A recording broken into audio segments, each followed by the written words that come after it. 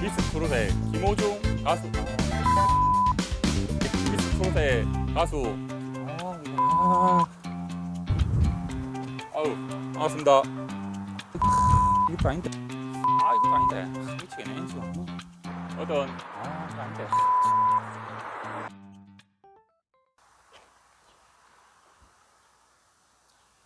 반갑습니다. 구독자 여러분. 으뜸 토목설계사무소 대표 김도환입니다. 오늘 제가 평일 낮에 이렇게 촬영을 하고 있는데 이곳은 경북 김천의 김호중 소리길에서 촬영을 하고 있습니다. 오늘 주제는 개발행위 공작물 설치화에 대해서 좀 중요한 내용이 있어서 또 야외에서 촬영을 하고 있습니다. 이 김호중 소리길에는 우리 김천에 조성이 되어 있고 또 옆에는 연화지라 해서 굉장히 또 유명한 유원지가 있습니다. 그래서 여러분들 한번 구경 오시면 많은 구경거리가 있으니까 다음에 가족들과 한번 오시면 될 것 같습니다. 우리 벽화의 가수 김호중 님이 이렇게 또 다소곳이 좀 쳐다보고 있는데 다음에 제 영상도 꼭 한번 봐주셨으면 하는 그런 어떤 바람이 있습니다. 옆에 지금 손님들이 계속 계셔가지고 제가 말이 잘 안 나오는데 자리를 옮겨서 한번 촬영해 볼 수 있도록 하겠습니다. 예, 이곳은 제가 이제 자리를 좀 옮겨서 아까 전에 이제 우리 벽화에서 촬영을 했는데 여러분들께서 또 이렇게 전체적으로 한번 보여드리기 위해서 제 자리를 좀 이동해서 촬영을 하고 있습니다.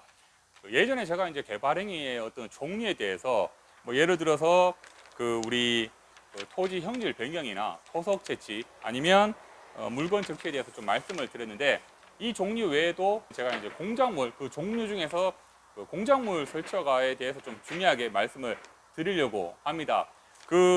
토지 형질 변경이나 토속 채취, 물건 적치 같은 경우는 전에 영상이 있으니까 여러분들께서 한번 전에 영상을 한번 참조해 주시길 바랍니다.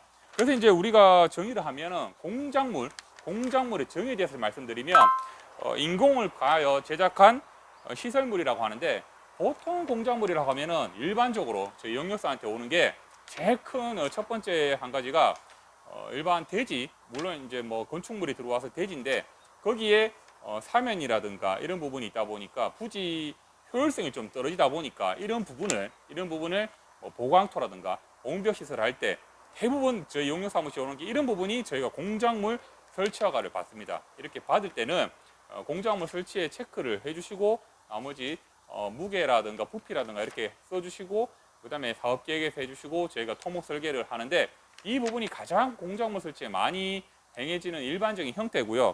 여러 가지 또 이제 요즘에는 많이 나오는 게 우리 주택 있죠. 주택이나 일반 상가 건물의 옥상에 태양광 모듈 배치를 해가지고 할 때 이럴 때 이제 개발행위에 공작물 설치허가를 받도록 시군에서 좀 이렇게 안내를 해드리고 있습니다. 그래서 이런 부분은 사업주분께서 신청서에 쓰시고 내용을 쓰시면 되기 때문에 이런 같은 내용은 굳이 저희한테 용역사에 오는 게 아니라 사업주분들께서 많이 해주시는 부분이고요.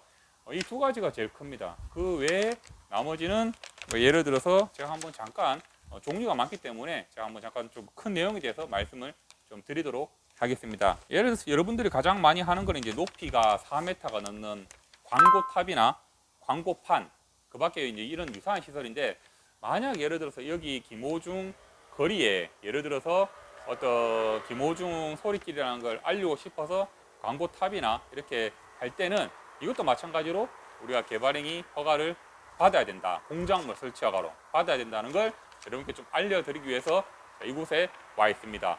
또 이제 보면은 보통 이렇게 어떤 사찰이라든가 이런 어떤 또 큰 어떤 조형물을 세울 때가 있어요.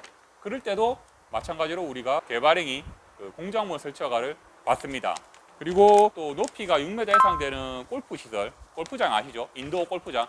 그런 거 할 때 이제 우리가 또 공작물 설치 허가를 받는데, 이 골프장 할 때 딱 그 무조건 공작물 설치 허가 받는 게 아니라, 예를 들어서 뭐 임야라든가 농지라든가, 예를 들어서 이렇게 시설을 할 때는 물론 개발 행위를 공작물 설치가 아닌 전체 이제 토지 형질 변경을 받아야겠지만, 예를 들어서 이런 게 또 그 지목이 대지일 경우에 이런 시설을 할 때는 우리가 공작물 설치 허가를 받는다라는 걸 여러분께서 좀 알고 계시면 됩니다. 그래서 제가 왜 이 공작물 설치 허가를 이렇게 좀 팩트 있게 말씀드리는가 하면, 여러분들께서 무조건 토지 형질 변경만 개발행위가 있는 줄을 좀 많이 아세요. 하지만 뭐 토속 채취도 제가 저번에 설명을 좀 드렸고, 물건 적시도 좀 드렸는데, 이런 부분도 많지는 않지만 가끔씩 있다는 걸 여러분께 말씀을 드리려고 지금 촬영을 하고 있습니다. 그 외에 또 여러분들이 가장 또 좋아하는 그런 부분들이 또 예외 조항이죠. 항상 우리 법상에 또 지침 조례상에는 또 예외 조항들이 좀 있습니다. 그 예외 조항에 대해서 우리가 이제 세 가지가 있는데, 그 세 가지 중에서 제가 한번 간단하게 앞에 것만 좀 읽어 드릴 수 있도록 하겠습니다.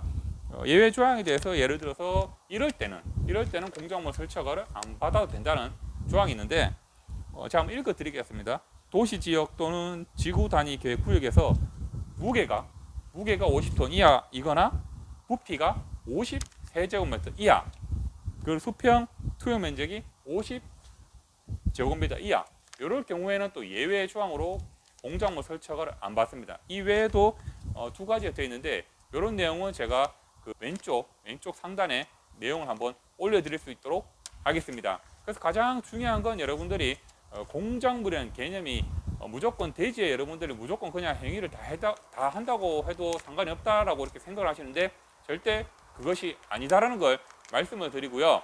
그리고 또 하나는 제가 이제 여기 보니까 김호중 소리길이 되게 좀 아름답게 잘 꾸며졌어요. 그래서 이런 시설에 여러분들께서 뭐 광고탑이나 광고판 어떤 조형물을 시설할 때도 우리 공작물 설치 허가를 받아야 된다라는 걸 알려드리기 위해서 말씀을 드렸고요. 사실 또 일반인들이 이런 내용을 전혀 이렇게 잘 모르시다 보니까, 보통 우리가 이제 공작물 설치 같은 경우 어떤 그 큰 어떤 기업에서는 이런 내용들을 주도 면밀하게 이제 협의를 하지만, 일반인들은 이런 게 전혀 상식이 없다 보니까 대부분이 먼저 시설을 해놓고 추후에 이제 잘 몰라서 역으로 저희한테 이제 공작물 설치 허가를 받는 경우가 되게 많아요. 하기 때문에 여러분들께서 이렇게 꼭 한번 인터넷 검색을 해서 내가 이걸 설치함에 있어서 공작물 설치 허가 대상이 맞는지 안 맞는지 한번 꼼꼼하게 한번 체킹을 해보시는 게 좋을 것 같아서 제가 오늘 촬영을 하고 있습니다. 그래서 이제 이런 내용들은 우리가 이제 저번에 말씀드렸다시피 국토의 계획 및 이용에 관한 법률에 보면 56조에 보면은 상세하게 나와 있으니까 여러분들께서 한번 참조를 해보시면 될 것 같습니다. 이 김호중 소리길에 오니까 제가 이제 저도 이 고향이 여기라서 많이 이제 지나가긴 하지만, 막상 여기를 제가 한번 이렇게 타고 와서 보니까 시설이 굉장히 깨끗합니다. 굉장히 깨끗하고, 저기 앞에도 우리 어르신께서 계속 좀 빗자루질 하고 계셔서 굉장히 깔끔하고 깨끗한 소리길이라는 게 좀 느껴지고요. 또 하나는 이렇게 그 짧은 거리지만 촬영을 하면 좀 정말 잘 나올 수 있게끔 벽화를 상당히 좀 잘 그려놓은 것 같습니다. 우리 그 소리길 멤버들, 우리 팬클럽들이 주말에 좀 많이 오니까 와서 한번 구경도 하시고, 여기 연화지도 있으니까 한번 구경하시면 여러분들의 주말이 편할 것 같습니다. 이상 여러분께 공작물 설치 허가에 대해서 말씀드렸습니다. 감사합니다. 아유.